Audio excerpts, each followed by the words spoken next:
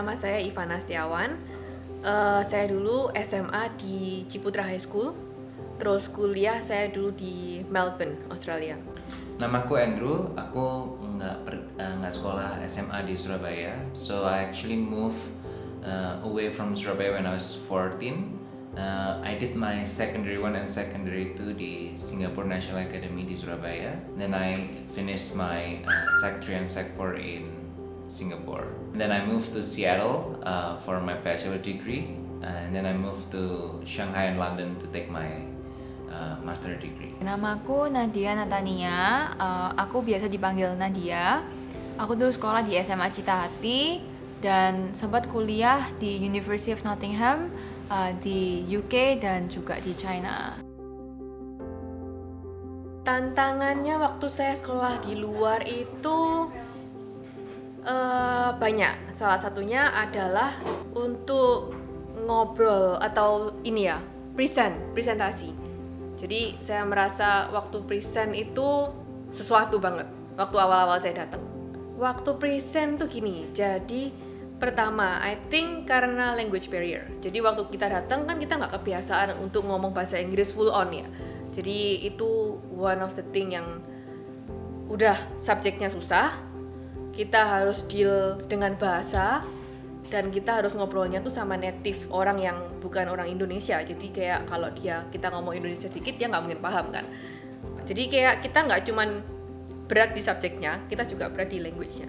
For one, saya mau ngomong tiba-tiba blank, totally hilang. Nggak ada yang semuanya yang udah di plan itu gone, just kayak hilang.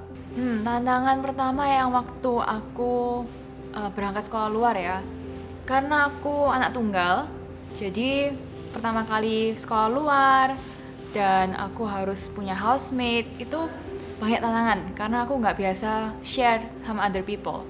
Dan juga mungkin anak tunggal kan biasa sendiri, nggak ada no one around, jadi kayak aku mungkin agak semaunya sendiri dan aku nggak punya life skill sama sekali waktu itu. Jadi aku benar-benar belajar masak, belajar nyuci baju, belajar setrika, itu semuanya lihat YouTube. Pertamanya sih aku very emotional, jadi aku sempat kayak apa aku pindah kamar atau gimana. Cuman I realize kalau misalnya aku pindah pun itu nggak menyelesaikan masalah kan. Jadi I choose to stay karena orang tua aku juga bilang ya udah kamu stay di situ aja.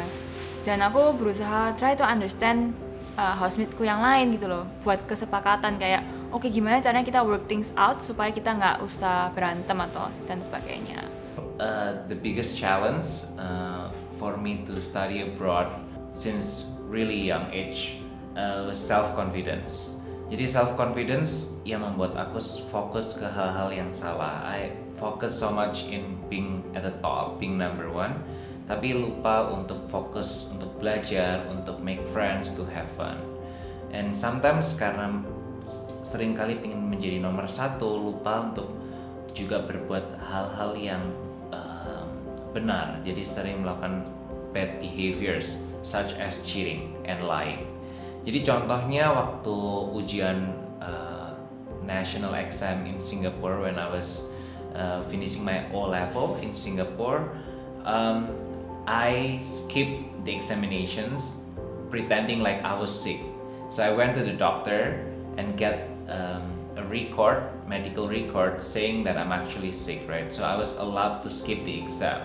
I skipped the exam not necessarily because I don't know what the subjects are. I know I have learned enough, but I'm so scared that I cannot be the number one at the class. So self-confidence makes me someone who is a coward more than someone who is courageous and who is willing to take risks. Menurut saya peran mental toughness ini penting banget malah. Penting banget, soalnya nggak cuman sama housemate, kita waktu sekolah kita harus group work sama orang lain. Dan kalau kamu sekolah luar, kan most likely nggak mungkin your classmate kan datang dari different backgrounds kan, jadi kan nggak mungkin sama. Dan in order kamu untuk memahami mereka ya kamu harus punya mindset yang betul gitu loh. Dan itu I think bisa didapatkan melalui mental toughness. Sekitar 10 tahun yang lalu ketika saya sudah pergi ke luar negeri untuk melanjutkan sekolah saya, hal-hal seperti mental toughness atau mental health has never been a big issues in the society, right? So tidak ada yang membawa awareness bahwa seorang murid perlu punya namanya mental toughness. Jadi akhirnya kita tidak pernah terekspos dengan yang namanya pembekalan untuk kesehatan mental kita, atau biar kita tuh punya mental yang kuat agar kita bisa menghadapi challenges. Karena eranya waktu si orang tua di zaman saya dan eranya di waktu saya mau kuliah keluar itu udah berbeda. Challenge yang saya hadapi itu mungkin challenge-nya tuh berbeda dengan apa yang dihadapin sama orang tua saya waktu saya muda. Jadi mungkin dia pun ngasih kita masukan atau nasihat, mungkin tuh nggak klop, nggak sesuai. Karena kan eranya udah berubah ya. Challenge-nya atau gangguan-gangguan sekitar tuh everything is different gitu loh. Saya merasa dengan adanya mental toughness ini, I think yang current ya, jadi it might help gitu. It's helpful, very helpful.